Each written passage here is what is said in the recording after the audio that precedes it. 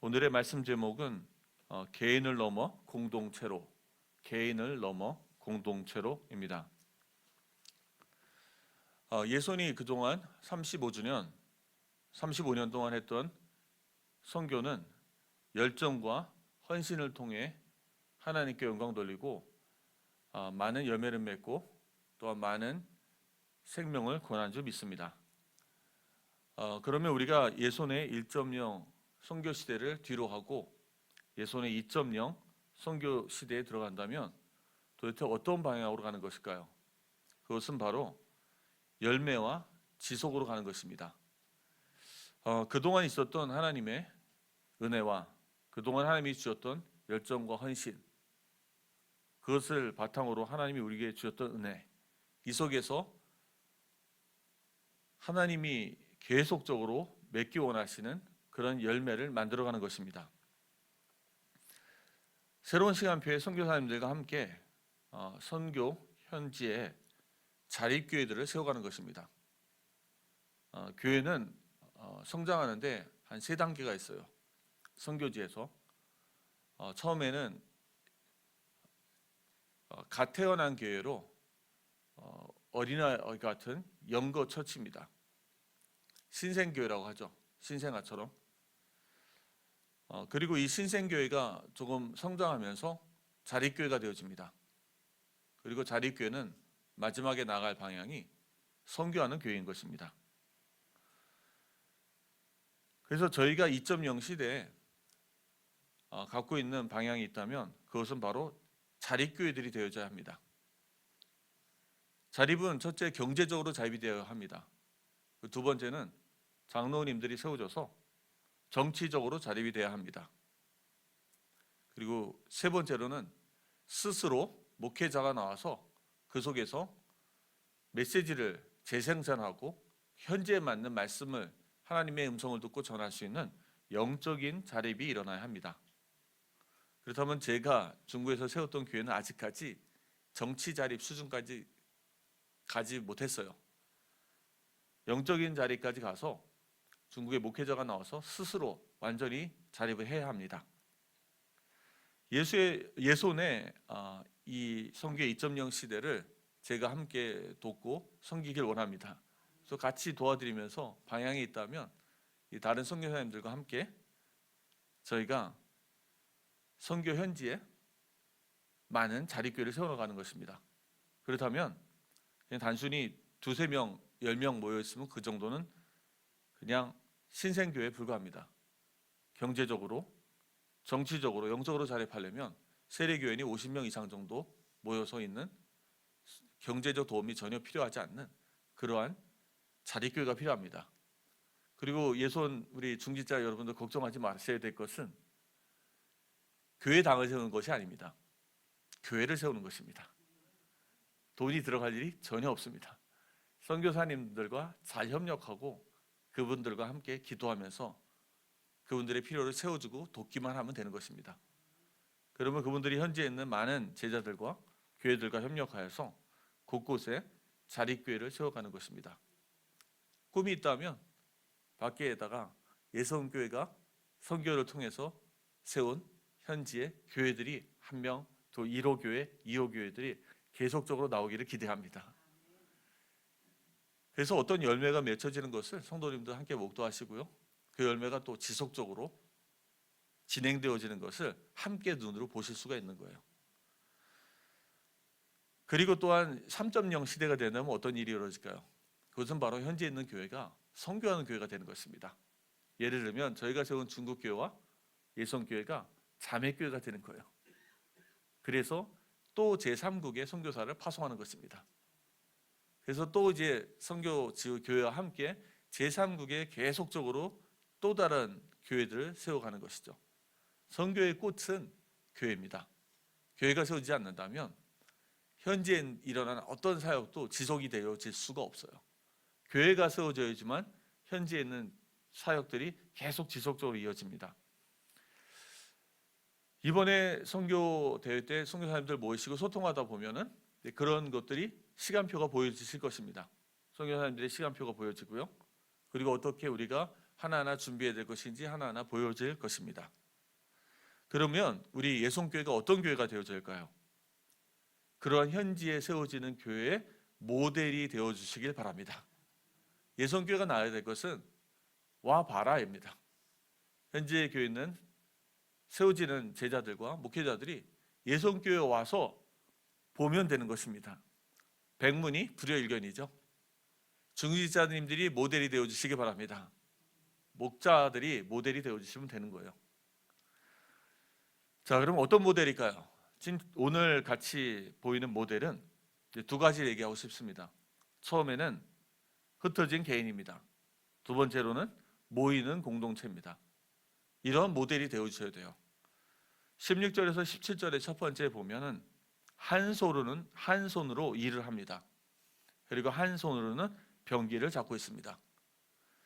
16절 17절 한번 읽어보겠습니다. 그때로부터 내수와 사람들의 절반은 일하고 절반은 갑옷을 입고 창과 방패와 활을 가졌고 민장은 유다 온 족속의 뒤에 있었으며 성을 건축하는 자와 짐을 나르는 자는 다 각각 한 손으로 일을 하며 한 손에는 병기를 잡았는데, 하나님은 우리가 일하는 사람이 되길 원하십니다. 동시에 하나님은 우리가 기도하는 사람이 되길 원하십니다. 일만 하는 사람은 세상에 끌려서 일에 묻혀버리기 쉽습니다. 거꾸로 기도만 하는 사람은 현실을 도외시하기 쉽습니다. 느헤미야는 일과 기도의 균형을 갖춘 지도자였습니다. 그리고 일과 기도 속에서 사실적으로 승리하였고 증거를 가진 지도자였습니다. 그와 함께 한 백성들은 느헤미야를 따라서 일과 기도의 균형을 갖추게 되죠. 느헤미야 자신이 이렇게 하는 것입니다. 스스로 모델이 되어서 본인이 일을 하고 본인이 또 무장을 합니다. 16절에 보면은 내수하 사람들의 절반은 일하고 절반은 갑옷을 입고, 내수하 사람들은 느헤미야와 함께 온 사람들입니다. 사실은 느헤미야의 신복들이에요. 느헤미야가 그 정도 고관의 위치에 올랐을 때 그 주위에는 그를 신뢰하고 따르는 그의 신복들이 많이 있었습니다. 그들이 느헤미야와 함께 모델이 되어졌고요, 느헤미야가 사역하는데 최고의 도움이 되어졌습니다. 우리 정선자 담임 목사님에게 이런 사람들이 세워지길 기대합니다. 중직자분들 이렇게 되셔야 되는 거예요.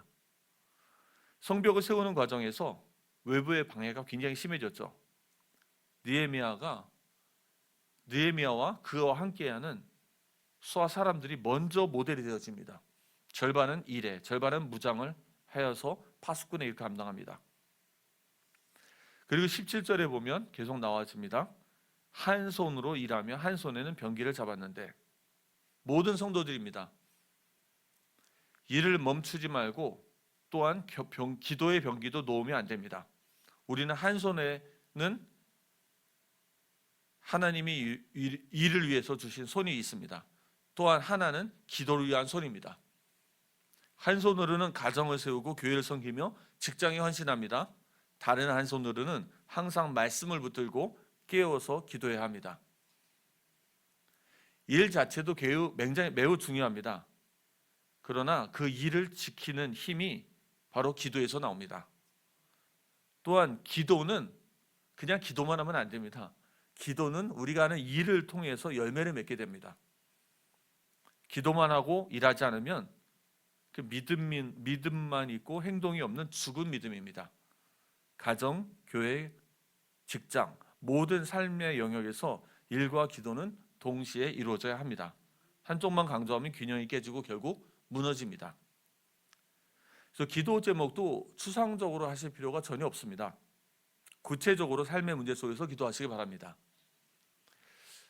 예전 단체에서 좀 안 좋았던 현상들이 있어요. 뭐냐면 영적인 것과 육신적인 것을 자꾸 이제 갈라치기가 되고 나누어진 거예요. 이원화가 많이 되어졌습니다. 그래서 많은 성도님들이 고민하는 게 무엇이냐면, 육신의 문제를 놓고 기도하면은 육신적인 기도라고 생각해요. 꼭 전도와 선교를 위해서 기도해야지 내가 내 사업을 놓고 기도하면 그거는 굉장히 욕심을 위해서 기도하는 것 같고 육신적인 기도 같고 하나님이 기뻐하지 않는 기도처럼 보입니다. 전혀 그렇지 않습니다. 왜냐? 그 사업은 하나님이 여러분에게 주신 것입니다. 그 직장의 일을 통해서 내가 가진 현실 문제를 놓고 하나님의 뜻이 무엇인가를 알기 위해 기도합니다. 그것뿐만이 아닙니다. 하나님이 원하시는 뜻에 내가 순종하기 위해서 기도합니다. 순종도 쉬운 게 아니거든요. 이렇게 일과 삶이 분리되지 않으시고 일 속에서 승리하시기 바랍니다. 안 그러면 기도할 때 은혜 받는데 일할 때는 힘 다 빠지시죠? 그러시면 안 되는 거죠. 일을 할 때 하나님이 나와 함께 계시는 것을 누리기 바랍니다. 두 번째입니다. 18에서 20절에 보면 나팔 소리를 듣거든 그리로 모여서, 개인의 신앙을 넘어서 이제는 모이는 공동체의 신앙입니다. 18절에 보면 건축하는 자는 각각 허리에 칼을 차고 건축하며 나팔 부는 자는 내 곁에 있었느니라. 신앙은 개인의 고백으로 시작되어집니다. 그리고 개인의 누림으로 조금씩 성장합니다. 그리고 공동체의 연합에 의해서 완성되어집니다. 느헤미야의 시대 성전을 재건하는 공사는 크고 넓었어요. 각자의 위치에서 떨어져서 일했습니다. 혼자 일하는 중 위협이 오면 어떻게 해야 될까요? 하나님은 나팔 소리를 듣고 함께 모이라고 말씀하십니다. 위기일 때 교회는 뿔뿔이 흩어지는 것이 아니라 하나로 뭉쳐야 될 때입니다. 그래서 우리가 성도님들이 어려운 일이 있다면, 위기가 있다면 가지고 와서 우리가 함께 기도하는 것이죠. 18절에 보면 허리에 칼을 차고 건축하며, 백성들은 사명을 감당하는 동시에 영적 전쟁에 대비하고 있었습니다. 허리에 칼을 차고 있었죠. 늘 싸울 준비가 되어져 있었습니다. 늘 함께 모여서 기도할 준비가 되어져 있었습니다. 늘 함께 모여서 하나님의 나라를 위하여서 영적 싸움을 싸울 준비가 되어져 있었습니다. 이 공사는 크고 넓음으로, 그래서 담임 목사님 혼자 교육자 몇 명이 담당할 수 없습니다. 모든 성도, 중직자, 교육자가 각자의 자리에서 칼을 차고 한 손에 일을 하고 한 손에는 병기를 들고 기도하면서 깨어있는 것이죠. 그러나 흩어져 있다가도 하나님이 부르시는 나팔 소리가 들리거든 모여서 함께 영적인 싸움을 싸우는 것입니다. 나팔은 경고의 소리, 집결의 신호, 하나님의 부르심입니다. 위기 상황에서 흩어지지 마십시오. 하나님의 모이라는 명령에 순종하시기 바랍니다. 35주년입니다. 지금 하나님은 계속 우리에게 나팔 소리를 부르십니다. 성령은 모든 사람의 마음을 두드리십니다. 우리 모든 성도님들이 한 명도 빠짐없이 모이시기 바랍니다. 흩어졌고 낙심하였던 분들도 다 모이시기 바랍니다. 일부 예배에 참석하셨던 분들도 2부까지 모두 모이시기 바랍니다. 나는 나팔 소리에 반응하는 사람인가? 하나님의 말씀이 들릴 때, 교회 요청이 있을 때, 다른 형제 자매의 부르짖음이 있을 때, 공동체의 아픔과 위기가 있을 때 내가 달려갈 준비가 되어 있습니까? 이 교회 공동체는 나의 안전망입니다. 결국은 이것이 세워질 때 나도, 내 자녀도, 내 가족도 안전한 것입니다. 결국엔 이렇게 우리가 모였을 때 우리가 싸우는 것 같지만 오늘 말씀하셨죠? 이것은 하나님이 싸우시는 전쟁입니다. 전쟁은 우리 싸움 같지만 하나님이 싸우십니다. 그래서 20절에 말씀하셨죠. 그리로 모여서 우리에게로 나오라. 우리의 하나님이 우리를 위하여 싸우시리라. 우리는 그분의 음성에 순종하여 모이기만 하면 됩니다. 사랑하는 성도 여러분, 예성교회가 개인의 신앙으로부터 시작해서 모여서 완성하는 공동체에 선교지에 있는 교회 모델이 되어주시기 바랍니다. 올해 저희 사역자들이 좀 나오기로 했거든요. 나오게 되면 이제 예성교회도 같이 방문할 텐데 이 축복의 모델이 되어주시기 바랍니다. 그래서 첫 번째입니다. 한 손으로 일을, 한 손에서는 병기를. 삶 속에서 일과 기도로 균형 잡히고 무장되어지고 증거를 얻는 모든 성도님들 되시기 바랍니다. 그러나 그런 개인적인 신앙을 넘어서 필요할 때 나팔 소리를 듣거든, 주일날 나팔 소리를 듣거든 주일에 주님의 음성을 듣기 위해서 함께 모여서 공동체를 위해서 하나 되어지고 함께 완성하는 그러한 성숙한 승리하는 예송교회가 되길 바랍니다.